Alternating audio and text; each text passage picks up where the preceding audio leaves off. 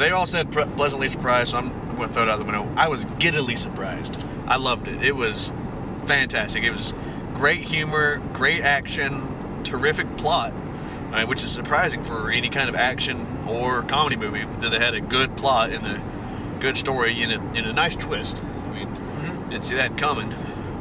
Unless maybe you didn't. I know we didn't see the first few minutes. I mean, the first few minutes said, "Hey, watch out! This is going to happen." I don't know, but because actually, I would want to see it again.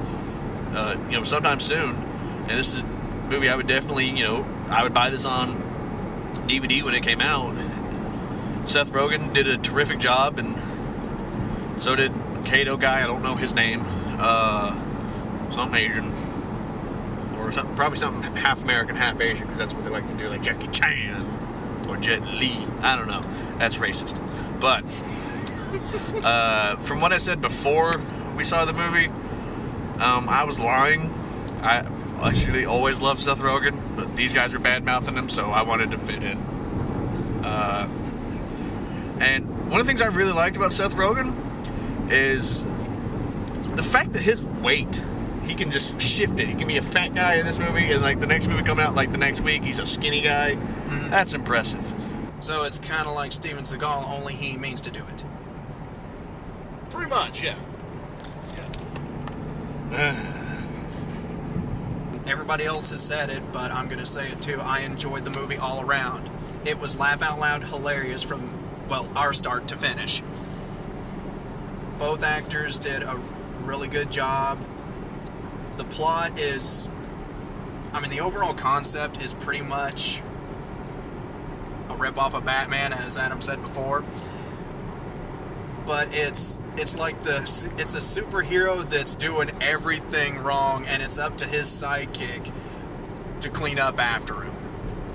And that was an interesting twist on the whole superhero sidekick mythos. But he did add a lot of his own personality to this movie, like he does in all his movies. Like, if you like any Seth Rogen movies, you'll definitely like this one, because it just has that Seth Rogen-isosity. Rogen-isosity. I'm coining it. Sure, why not? Why not? I will say that I'm very, very happy that they made the Bruce Lee references, because really, it was Bruce Lee that made the show. Bruce Lee was the only real reason that the Green Hornet show became popular. And, the Green Hornet show is what introduced America to Chinese cinema and Chinese kung fu movies. And, I really do like that they included that in there. And I really appreciate that. I have to say that I enjoyed, the dark, grungy feel to the superhero. Like how they played it off that he might be evil, he might be good to the public, so that they can use that to their advantage. And when he said earlier that the original Bruce Lee and Robin fought and it ended in a stalemate, it wouldn't have ended in a stalemate. Kato would have won, especially if he was Bruce Lee. But this guy did a good job too. I think this guy could totally take Casey Kasem. Yeah. I think this guy could take Snake Eyes. You take that back. Do they Take that back right now. Do they both have swords? No. Be close. That one might end in trouble.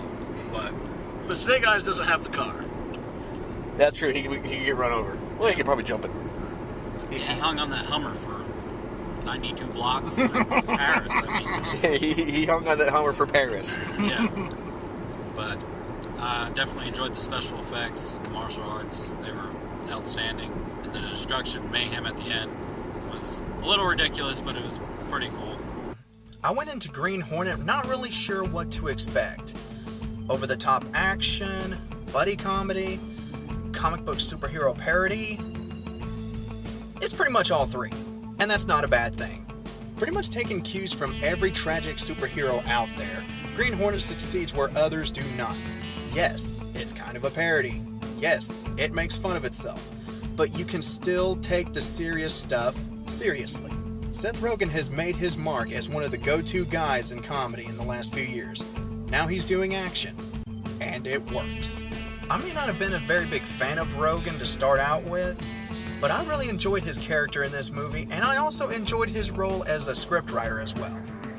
Jay Chow steals the show scene after scene as Kato, the Green Hornet's partner, driver, weapons master, coffee maker. So the guy's pretty much Snake Eyes crossed with a Swiss Army knife, crossed with a cappuccino machine. That sounds like a transformer.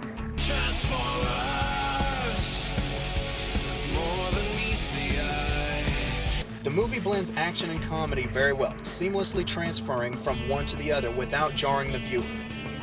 Very rarely am I given equal parts of awesome and funny in a film. While I'm not as familiar with the mythos as others, I thought the filmmakers did a very good job with what they were trying to capture. If you like Seth Rogen, this is one of his better films. If you like action, comedy, or both, you'll probably enjoy this one. I give The Green Hornet 4 gas guns out of 5. This is Justin with On The Road Reviews, and we'll see you in the movie line. Drink? I spend all night writing about the corruption of this town. And you do nothing.